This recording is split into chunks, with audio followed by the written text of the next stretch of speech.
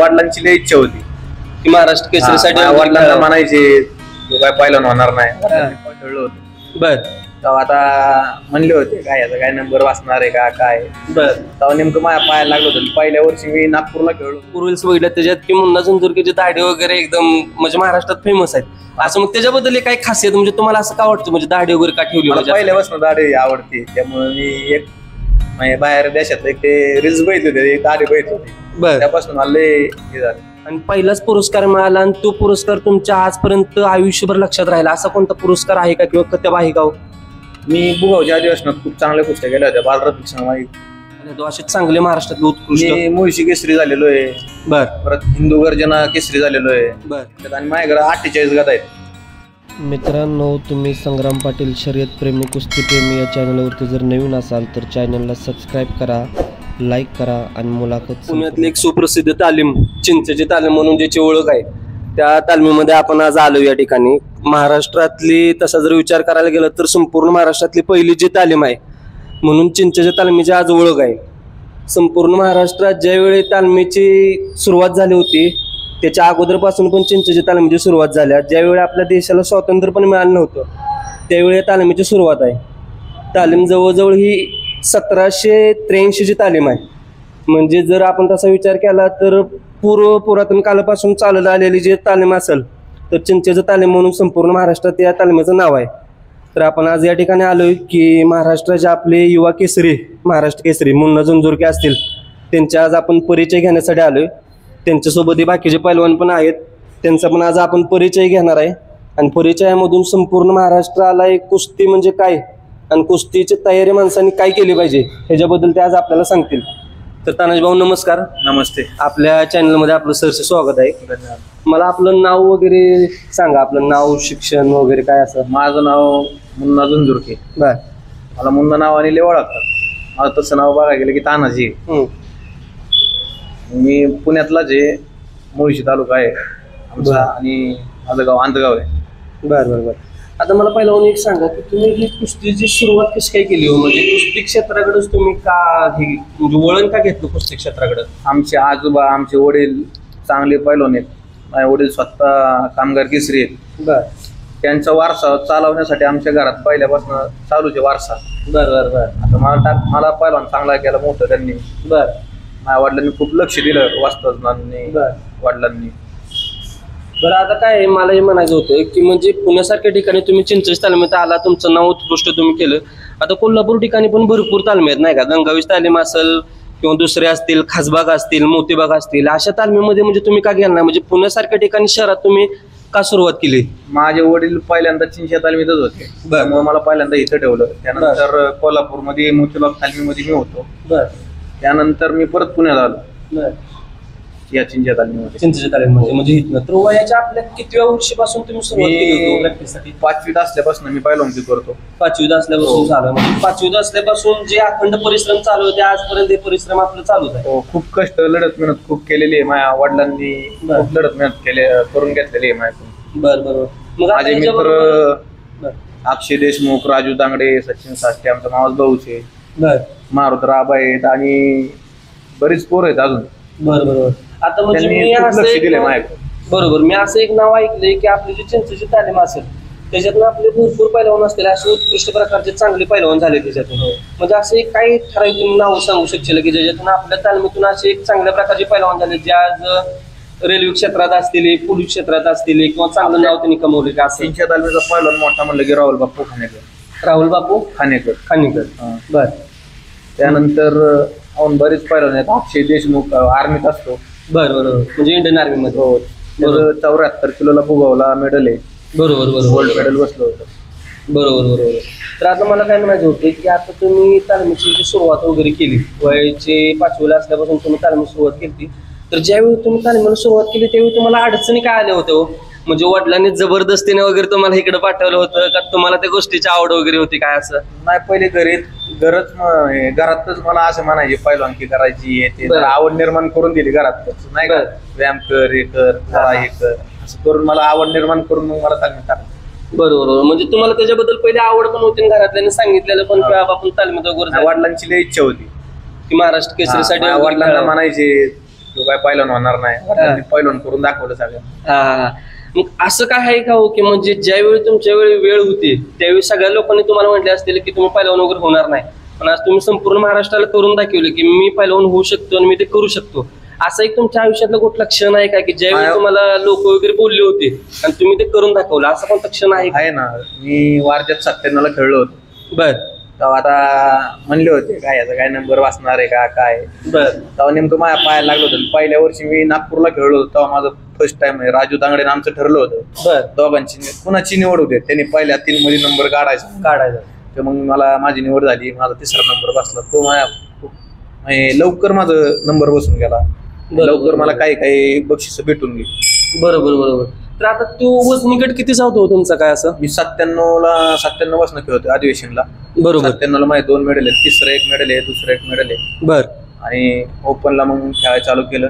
बर. भुगावला, तिथं माझं खूप नाव झालं. बरोबर, भुगावच्या मैदानामध्ये. आता एक तुमची एक जर खासियत जर मित्रांनो सांगायचं झाली तर मला भरपूर लोकांनी सांगितलेली की मुन्ना झंझोरकीची दाढी सगळीकडे फेमस आहे. म्हणजे काय आहे की सगळ्यांचे मी भरपूर ह्याच्यातून ऐकल्यात पण, आणि इन्स्टाला वगैरे पण भरपूर रील्स बघितल्यात त्याच्यात की मुन्ना झंझोरकीची दाढी वगैरे एकदम म्हणजे महाराष्ट्रात फेमस आहेत असं. मग त्याच्याबद्दल काय खासियत म्हणजे तुम्हाला असं का वाटतं म्हणजे दाढी वगैरे का ठेवली? पहिल्यापासून दाढी आवडते, त्यामुळे मी एक बाहेर देशातलं एक ते रील्स बघितले होते, दाढी बघितली होती. त्यापासून मला हे झालं म्हणजे दाढीची आवड आहे पहिल्यापासून. बरोबर. तर आता मला एक सांगा की तुमच्या आठवणीतलं असं एखादं कोणतं मैदान आहे का हो की ज्यावेळी तुम्ही वयाचे 10-15 वर्ष असताना कुस्तीला सुरुवात केली आणि पहिलाच पुरस्कार मिळाला आणि तो पुरस्कार तुमच्या आजपर्यंत आयुष्यभर लक्षात राहिला, असा कोणता पुरस्कार आहे का किंवा कथब आहे का? मी भुगावच्या अधिवेशनात खूप चांगल्या कुस्त्या केल्या होत्या. बालरफिक जोरदार कुस्ती झाली होती. बर. काही क्षणासाठी मी हरलो. बरोबर, भुगावच्या मैदानामध्ये झाली होती त्याच्यात. आणि ते लोकांचं उत्साह जे माझ्यावर प्रेम होतं, बरोबर, त्याने मला अजून प्रोत्साहन आलं प्रॅक्टिस करायला. अजून मी खूप कष्ट करत लागलो, मग तिथनं पुढं माझं लय स्टार करले. बरोबर. आता तर मी आतापर्यंत ऐकलं नाही भरपूर नाव वगैरे तुमचं ऐकलंय महाराष्ट्रात. तुमच्या शक्यतो ज्या यात्रेवरती असतील किंवा विविध मैदानातल्या कुस्त्या असतील ज्या चितपटच्या, त्या 90% कुस्त्या तुम्ही जिंकलेल्या आहेत. तर आतापर्यंत तुम्हाला कोणती किताब मिळाले असे चांगले महाराष्ट्रातले उत्कृष्ट? मुळशी केसरी झालेलो आहे. बर. परत हिंदू गर्जना केसरी झालेलो आहे. बर. तिथं मला बुलेट भेटली होती. भुगावच्या अधिवेशनात मला 3रा नंबर बसला होता, तेव्हा मला एक बुलेट भेटली होती. बर. एक यात्रेतली कुस्ती होती तिथं मावळामध्ये, तिथं मला एक स्प्लेंडर भेटली होती. बर. परत प्लॅटिना भेटली होती. बरोबर. खूप बक्षिसं भेटलेत आणि माझ्याकडे 48 गदा आहेत. टोटल 48 गदा आहेत. तर मित्रांनो जर तुम्हाला बघायचं जर झालं तर मुन्ना भाऊ आपल्याला सांगतात की त्यांच्याकडे टोटल 48 गदा आहेत. म्हणजे 48 गदेचं जर मानकरी म्हणून जर महाराष्ट्रात जर एक नाव जर ओळखायचं झालं तर पहिलवान तानाजी झंझोरके म्हणून संपूर्ण महाराष्ट्रात त्यांचं नाव आहे. आजपर्यंत त्यांना बुलेट असतील, स्प्लेंडर असतील किंवा प्लॅटिना वगैरे अशा भरपूर प्रकारच्या त्यांना गाड्या वगैरे भेटलेल्या आहेत आणि त्यांचा सराव हा अखंड अजूनपर्यंत चालूच आहे. आणि तुम्हाला अजून काही दिवसात दिसेल की संपूर्ण महाराष्ट्रासाठी महाराष्ट्र केसरीची जी त्यांची तयारी आहे ती तयारी अजूनपर्यंत त्यांची चालूच आहे. तर आता ह्या वर्षीसाठी महाराष्ट्र केसरीसाठी आपली काय तयारी वगैरे चालू आहे का काय असं काय? महाराष्ट्र केसरीची तयारी चालू आहे जोरात. आई वडिलांची इच्छा, माझे मित्र तालमीतल्या पोरांची इच्छा आहे. परत बाहेर पण माझ्याकडे खूप माझे फॅन आहेत, त्यांचे पण इच्छा आहेत मी महाराष्ट्र केसरी. त्यांच्यासाठी मी खूप प्रॅक्टिस चालू आहे माझी आता. म्हणजे इतकं कष्ट चालू आहे आता, कष्ट वगैरे चालू आहे. तर आता आपला दिवसाचा दिनक्रम कसा चालू आहे? म्हणजे सकाळी आपण किती वाजता उठता, त्याच्यापासून सकाळपासून सुरुवात काय राहते आपल्या दिवसाची? मी सकाळी 3:30 वाजता उठतो. बरोबर. तिथनं फ्रेश वगैरे होतो, तिथनं मग रनिंगला जातो. बरोबर. रनिंग करून आलं की जरा थोडस फ्रूट वगैरे नाही का, सफरचंद ऍपल वगैरे खातो. तिथनं पुढे मग मेहनतीला चालू 7 वाजेपर्यंत पूर्ण व्यायाम होऊन रेस्ट. मग सकाळचं आपलं प्रॅक्टिस वगैरे सराव असतो का संध्याकाळी प्रॅक्टिस वगैरे सराव? संध्याकाळी ग्राउंड प्रॅक्टिस, आपल्या सकाळची ग्राउंड प्रॅक्टिस असते, संध्याकाळी तालमीत लढत वगैरे कुस्ती प्रॅक्टिस चालू असते कुस्तीची. बरं.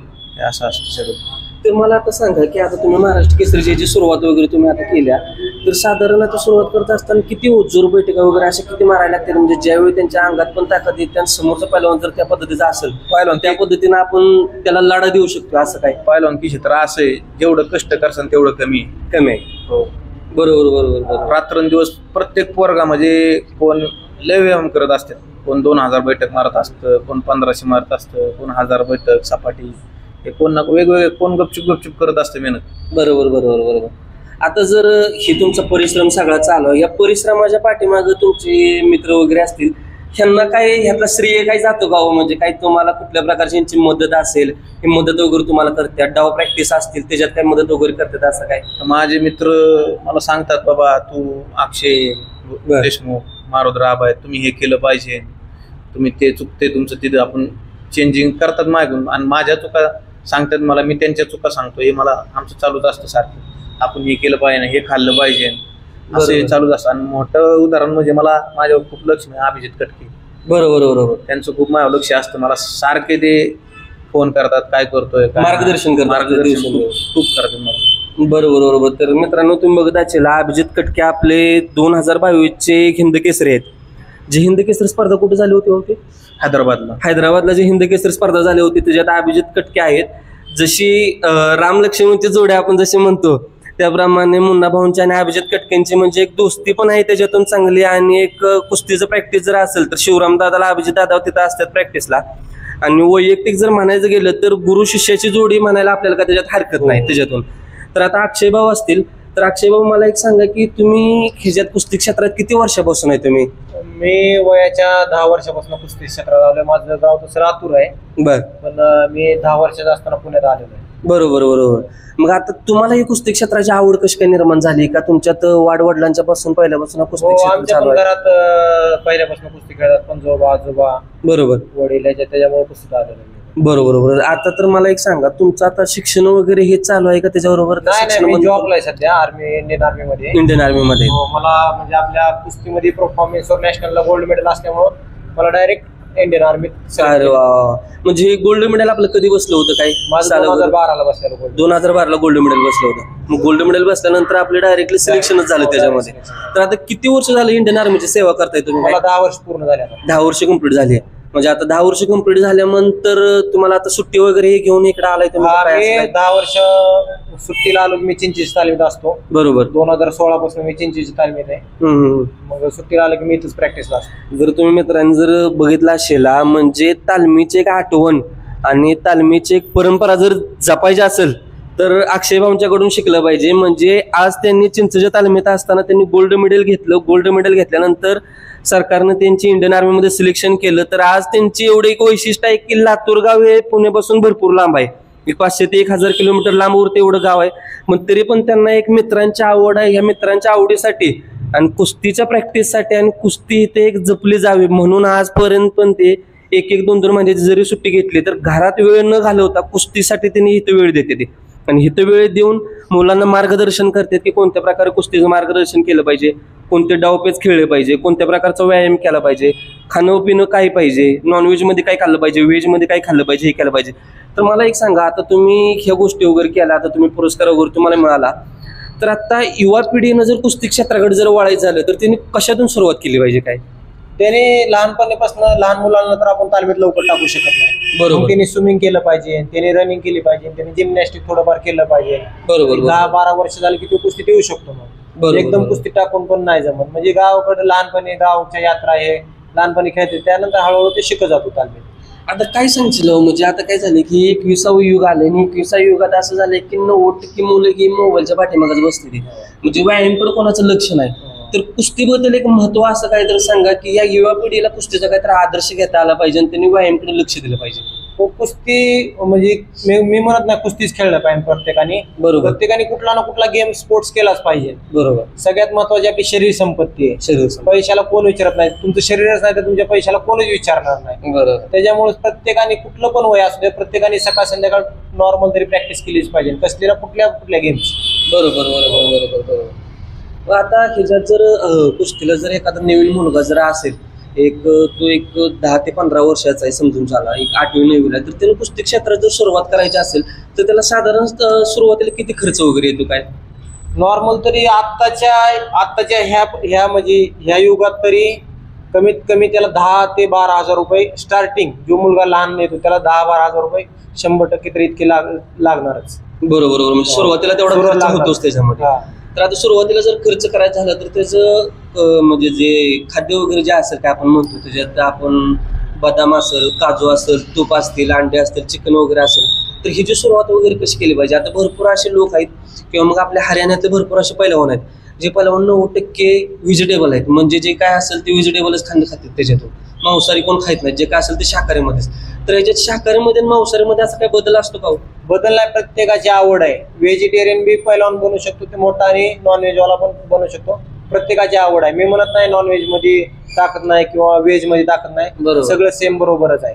बरोबर, म्हणजे सगळ्या गोष्टी सेमच आहे. तर आता तुम्ही जर बघायचं झालं मित्रांनो, म्हणजे सगळ्यांची एक संकल्पना आहे अशी की सगळ्यांच्या डोक्यात आहे की जर मांसाहारी जर खात नसेल तर तो पैलवान बनू शकत नाही. तर आज आपल्याबरोबर अक्षय भाऊनी सांगितलं की जरी शाकाहारी जरी खात असेल तर तो 100% पैलवान बनू शकतो आणि बनलेले पण आहेत भरपूर. तर मला एक अक्षय भाऊ सांगा, आता जर ह्याच्यातून सुरुवात जर झाली तर आता महाराष्ट्र केसरीसाठी वगैरे भरपूर लोकांची तयारी वगैरे चालू असत्या, तर महाराष्ट्र केसरीसाठी जर तयारी करायची असेल तर यासाठी दिनक्रम किंवा प्रॅक्टिस वगैरे कोणत्या प्रकारचं काय असलं पाहिजे, असं काय तुम्ही सांगशील? दिनक्रम पैलवानांचा असं नसते की महाराष्ट्र केसरी आली किंवा स्पर्धा आली 12 महिने पैलवानांची तेवढीच प्रॅक्टिस असते. बरोबर बरोबर. हो, असं नाही की महाराष्ट्र केसरी आले तेवढं 1 महिन्यानं करून काय महाराष्ट्र केसरी कोण बनत नाही. बरोबर. वर्षभर असावं लागतं, त्याला रात्र दिवस एक करावं लागतो, तेव्हा जाऊन ती महाराष्ट्र केसरीची गाथा येते. बरोबर बरोबर. तर मला एक सांगा अक्षय भाऊ की तुमच्या आता जर गुरु जर म्हणायचे झाले तर गुरु कोण होते आपल्याला इथं? वस्ताद कोण होते, ज्या वस्तादांच्यामुळे आज तुम्ही इंडियन आर्मी मध्ये आहात असं काय? मी स्टार्टिंग माझी झाली गोकुळ तालमीला, रुस्तुमिंद हरिश्चंद्र बिराजदार मामा. बरोबर. आपल्या महाराष्ट्राचे खूप मोठे चांगले पैलवान आणि गुरु मानले जातात, त्यांच्यापासून सुरुवात झाली होती माझी. आणि चेंजेस तालमीत आल्यापासून पण 2016ला आलोय, तेव्हापासून पण माझा इथं आल्यापासून परफॉर्मन्स चांगला आहे. बरोबर. भोगावच्या अधिवेशनला याचा आम्ही दोघं होतो, याचा 3रा बसलेला बुलेट मिळाली होती याला, आणि माझं तिथं सुवर्ण पदक मिळालं होतं. मग त्यानंतरच तुमचं इंडियन आर्मीत वगैरे? नाही, आधी झालेलो मी, ह्याच्या अगोदर झालं होतं. तर आता मला एक सांगा, आता जर म्हणजे ह्याच्यासाठी प्रशिक्षण वगैरे तर घ्यायला लागते, ह्या गोष्टी तर ह्याच्यातून सगळ्या होतेच. आता इंडियन आर्मी तर्फे तुम्ही कुस्तीसाठी वगैरे खेळता काय? इंडियन आर्मी मधून खेळतो की मी, नॅशनलला मागच्या वर्षी 4th इंडियन आर्मी तर्फे. बर. 2022 मध्ये डिसेंबर मध्ये सिनियर नॅशनल आलं, मी 4th आहे. बरोबर बरोबर. मग आता इंडियन आर्मी साठी प्रॅक्टिस वगैरे तुमचं चालूच आहे, म्हणजे त्यांच्या ज्या कुठल्या कुस्त्या वगैरे पण असतील त्या वगैरे कुस्त्या पण चालूच आहेत आता? बरोबर बरोबर. तर आपल्या बरोबर अक्षयभाऊ पण होते, त्याच्याबरोबरच आपले महारुद्र पैलवान आहेत, ते पण संपूर्ण महाराष्ट्रात त्यांचं नाव आहे. तर दादा तुमचं नाव गाव वगैरे संपूर्ण सांगा. माझं नाव मारुद्र. बरं गाव. बरं. मग आता तुम्ही कुस्ती क्षेत्राला दादा कशी सुरुवात केली होती काय? असं कुस्ती क्षेत्राला मी इंदापूर मध्येच केली सुरुवात लहानपणी. बर. मार्केट सरांच्या परत असलम काजीकडे गेलो करतो. बर. मग आता आपण ह्या कुस्ती क्षेत्रात किती वर्षापासून आहात, म्हणजे काय असं? 10-12 वर्ष. 10-12 वर्ष झालं. मग आपल्याला असं उत्कृष्ट प्रकारचे किताब वगैरे हे ते कुठले असे मिळाले होते का आपल्याला? पुणे महापौर आणि हवेली केसरी, मुळशी केसरी. ओके, म्हणजे पुणे महापौर झाला होता, हवेली केसरी पण, मुळशी केसरीचा पण किताब वगैरे मिळालेला आहे. तर ह्या वर्षी दादा 2024 साठी काय महाराष्ट्र केसरीची आपली काय तयारी वगैरे चालू आहे? हाय, तयारी चांगली आहे. आम्ही सगळी सांगत. बरोबर. तर मग मी मित्रांनो इथं बघत होतो तर यांची प्रॅक्टिसची वेळ चालूच होती, जोर सपाट्या वगैरे चालू होत्या. तर यावर्षी महाराष्ट्र केसरीला ही 100% तयारी चांगली चालूच आहे, आणि तयारीतून तुम्हाला जर जे कुठलं निष्पन्न असेल आणि फळ असेल हे 100% संपूर्ण महाराष्ट्राला दिसणार का? तर दिसणार. तर मला एक दादा सांगा की आता जर पैलवानांनी जर सुरुवात वगैरे केली तर ह्याच्यासाठी पैलवानांनी काय खाणेपण केलं पाहिजे ज्याच्यातून त्यांची शरीरयष्टी चांगली होईल? ज्याप्रमाणे तुमची शरीरयष्टी आहे त्याप्रमाणे त्यांची शरीरयष्टी जर तयार करायची असेल तर त्यांनी काय सुरुवात केली पाहिजे? महत्वाचं म्हणजे बाहेरचं खाणं बंद केलं पाहिजे, बाहेरचं खायचं. बरोबर बरोबर. म्हणजे जे वडापाव वगैरे असेल, असल्या कोणत्या गोष्टी असेल त्या गोष्टी सगळ्या बंद केली पाहिजे. सगळं काय असेल तर नॅचरल खाल्लं पाहिजे. मग त्यासाठी सुरुवात कशी केली पाहिजे? काय म्हणजे काय खाणं पिणं त्यांनी चालू केलं पाहिजे, किंवा वेळ किती दिला पाहिजे व्यायामासाठी वगैरे? असं वेळ तर आहेच, पहाटे 4 ते 7-8 वाजे वगैरे, आणि संध्याकाळी 3:30 ते 6-7 वाजे केलं पाहिजे प्रॅक्टिस. आणि खुराक तर महत्वाचा आहे, लय महत्वाचा आहे. बरोबर. आता जर डाव प्रॅक्टिस मध्ये जर आपण जर बघायला गेलो का नाही तर डाव प्रॅक्टिस मध्ये भरपूर प्रकारचे डाव वगैरे असते. ते डाव प्रॅक्टिस केल्याशिवाय म्हणजे काय, कुस्ती असा खेळ आहे की त्याच्यात शक्तीपेक्षा युक्ती श्रेष्ठ म्हणते ते. म्हणजे शक्ती जर किती जरी असेल तर युक्ती जर ज्याच्याकडे आहे आणि ज्याच्याकडे डाव प्रॅक्टिस आहे त्या डाव प्रॅक्टिस मधूनच चांगल्या प्रकारची कुस्त्या वगैरे होते ते. तर असा एक तुमच्या आयुष्यातला कोणता क्षण आहे का होता आता की ज्यावेळी तुम्ही कुस्ती क्षेत्रात तुम्ही उतरला आणि उतरल्यानंतर तुमच्या अशी मोठ्या कोणत्या तर पैलवानावर कुस्ती लागली आणि त्यावेळी तुम्हाला असं वाटत होतं की आपण या कुस्तीमध्ये कुठले तर आपले हार पराजित होईल, पण ती कुस्ती तुम्ही 100% शिकला, असा कोणता क्षण आहे का तुमच्या आयुष्यात? आहे की महेंद्र गायकवाड सोबत कुस्ती होती माझी. महेंद्र गायकवाड सोबत कुस्ती झाली होती. जास्त पडत होतो मला, पण परत म्हणजे तुमची कुस्ती तिथं झाली होती चांगली.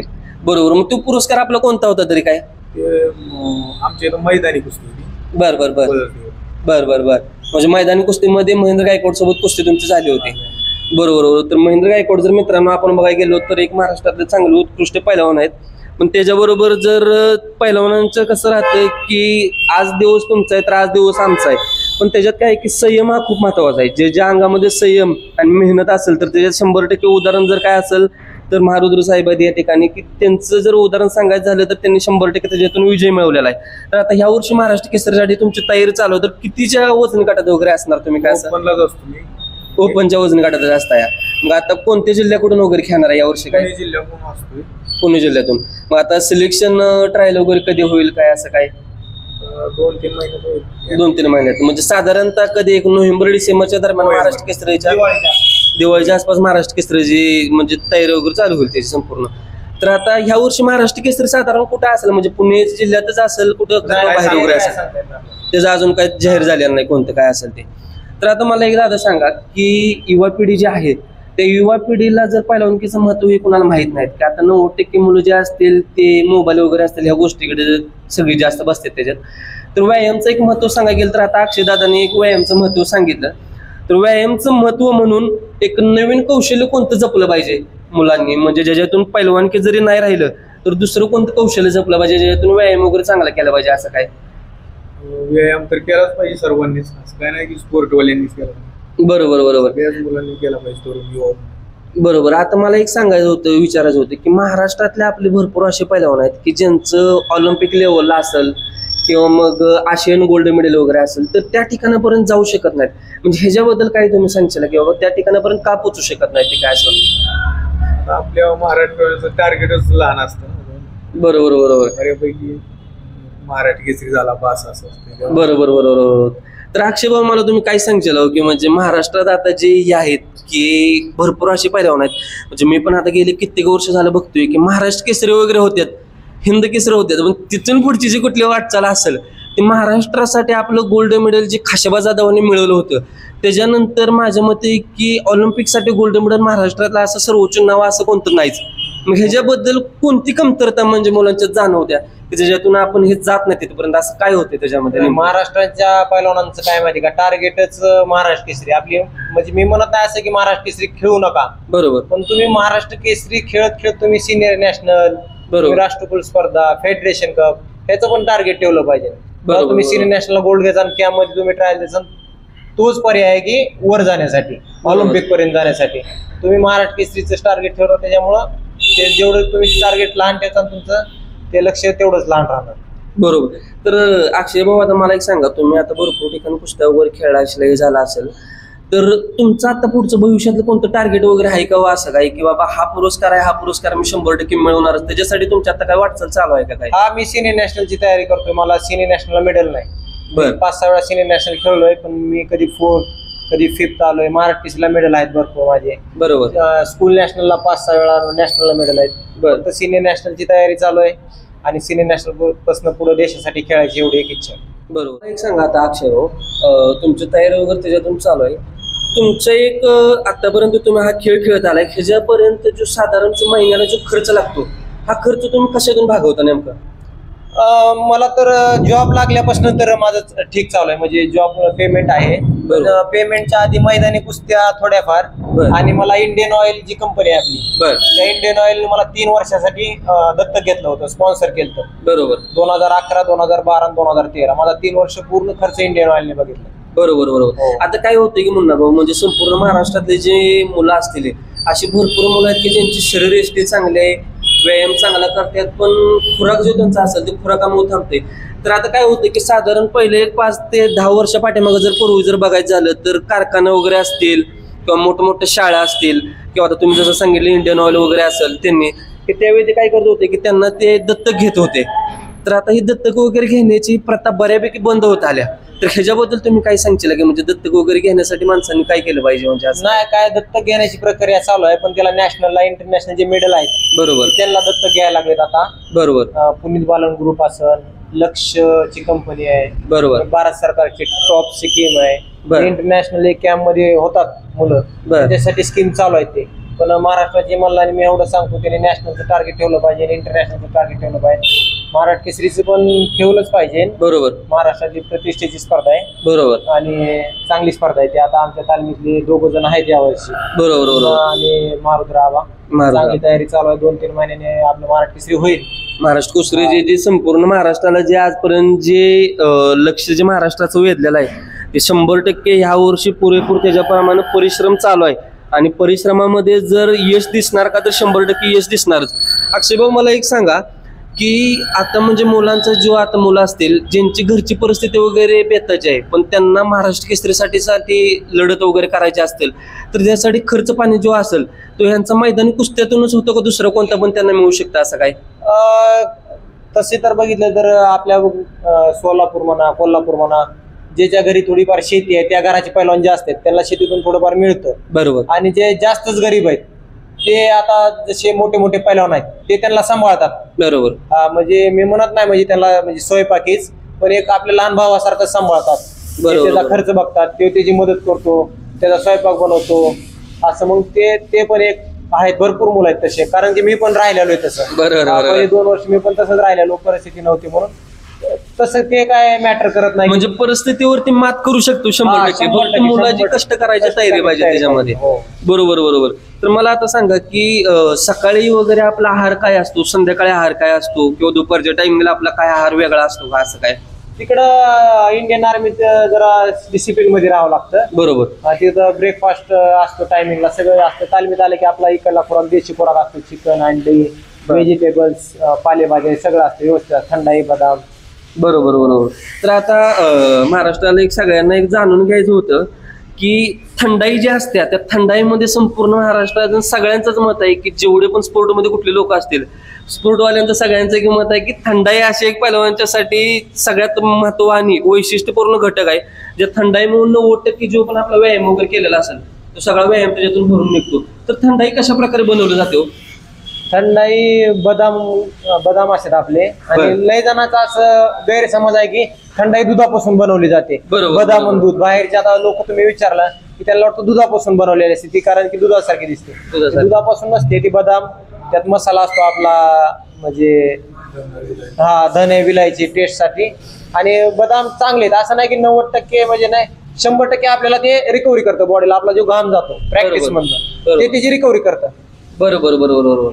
तर आता मला काय म्हणायचं होतं की म्हणजे थंडाईमध्ये हे आपण थंडाई पूर्ण बारीक वगैरे करून त्याच्यामध्ये दूध वगैरे मिक्स करून. दूध नसतं. दूध नाही म्हणजे जे काय असेल ती बदाम आणि पाणी, बदाम वगैरे पाणी असेल त्याच्यातून आपण घेतो. तर आता दुसरी एक गोष्ट मला विचारायची होती की सगळ्यांचं एक मत असते की पैलवान जर झाले तर पैलवानांच्याकडे महत्वाचं जर कुठलं मोठं जर लायसन जर असेल, जे आपण संपूर्ण म्हणतो की गाडी चालवायची असेल तर महाराष्ट्र शासनाचं लायसन पाहिजे. तर पैलवानांचं लायसन एक म्हणजे म्हणायचं झालं तर पैलवानांचा हा कांड लागलेला असतो. आता तुम्ही बघू शकता की मुन्ना भाऊंचा असेल, अक्षय भाऊंचा असेल, मारुद्र भाऊंचा असेल, त्यांचा कांड लागलेला आहे. तर कांड लागणे ही प्रक्रिया म्हणजे नेमकी काय आहे हो? कान एक तर मी सांगतो, बाहेरच्या लोकांना वाटतं कान सुपारी फोड, म्हणजे 90% माणसांचं हेच लक्ष आहे. आम्हाला सुपारी फोडतात का, पण तसंही पूर्ण खोट आहे. सुपारी कोण तसं नसतं. ते प्रॅक्टिस करून जेव्हा आपण लढत करतो मातीत, बरोबर, तेव्हा लागून ते कानातल्या शिरा आपल्या गरम होतात. बरोबर, गरम होतात आणि ते फुटतात आतल्यात. त्याच्यामुळे ते रक्त आटतं, काळ होतं रक्त आणि ते साचतं, त्याच्यामुळे ते कान होतात. सुपारी फोडणं हे सगळं खोट आहे. बरोबर. तर तुम्ही ऐकलं असेल मित्रांनो, सुपारी बुपारी फोडणे ह्या प्रकारचे कुठल्या प्रकारचं चालत नाहीत. म्हणजे काय ते लोकांचा हा गैरसमज आहे की सुपारी वगैरे कानामध्ये फुडलं जातं. ज्यावेळी तुम्ही डाव प्रॅक्टिस वगैरे खेळल्यानंतर अंग वगैरे पूर्णपणे तापलं जातं आणि त्यावेळेसच कान वगैरे जो असेल तो कान त्याच्यातून फुटला जातो. तर आता मला सांगा मुन्ना भाऊ, परत आपण मुन्ना भाऊंच्या इकडे येतोय. तर महाराष्ट्र केसरीसाठी या वर्षी 97च्या गटातून किंवा ओपनच्या गटातून आपण खेळणार आहे 100%. महाराष्ट्र केसरीला ओपनच्या गटातून खेळणार आहे. तर ह्या वर्षी संपूर्ण महाराष्ट्राला एक सगळ्यांची इच्छा आहे की गेले कित्येक वर्ष झालं मुन्ना भाऊंनी हे भरपूर प्रकारचे मेडल मिळवलेले आहेत, गादा वगैरे मिळवलेले आहेत. तर ह्या वर्षी महाराष्ट्राची इच्छा आहे की मुन्ना भाऊंनी महाराष्ट्र केसरी 100% झालं पाहिजे.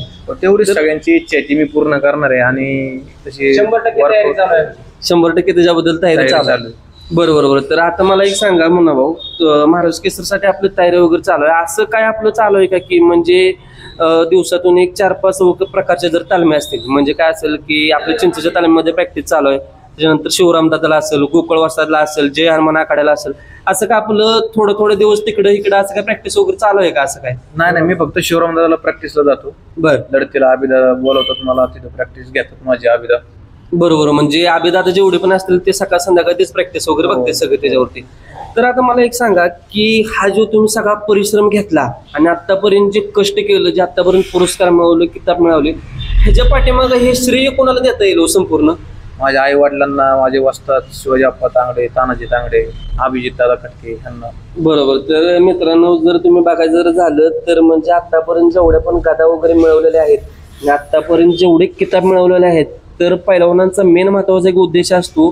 तुम्ही आता भरपूर मुलाखतीत वगैरे बघितलं असेल की पैलवानांचं काय राहतं की जेवढं पण किताब मिळवलं असतील त्याचं जर श्रेय जर जात असेल तर ते फक्त वस्तादांना जातं. जर मुन्ना भाऊने आपल्याला सांगितलं त्यांचे जे वस्ताद होते ते वस्ताद त्यांची संपूर्ण प्रॅक्टिस वगैरे असतील, मेहनत असतील, ती मेहनत वगैरे करून घेत होते आणि ह्या वर्षी 100% महाराष्ट्र केसरीला एक किताब दिसणार का? तर 100% किताब दिसणार.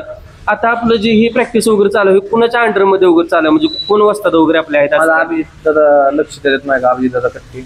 बरोबर. म्हणजे अभिजित दादाच्या अंडरमध्ये जेवढं पण आपलं प्रॅक्टिस वगैरे ते सगळं त्याच्यामध्ये चालू खूप इच्छा आहे मी महाराष्ट्र केसरी व्हावं.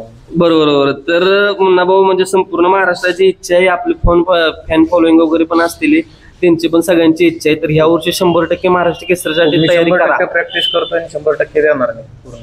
चालते. तर मित्रांनो, मुन्ना भाऊने आपल्यासाठी भरपूर वेळ दिला, ह्याच्यासाठी मुन्ना भाऊंचं धन्यवाद. अक्षय भाऊ तुमचं पण, मारुद्र भाऊ तुमचं पण धन्यवाद. तर महाराष्ट्राला संपूर्ण एक मुन्ना भाऊंच्याकडून आपण शुभेच्छा देऊ आणि ह्या वर्षी महाराष्ट्र केसरीसाठी त्यांनी एक जय्यत तयारी जी चालू आहे, ते जय्यत तयारी त्यांना 100% त्याचं यश मिळो हे आपण बोलू या ठिकाणी आणि या ठिकाणी आपण थांबू. धन्यवाद.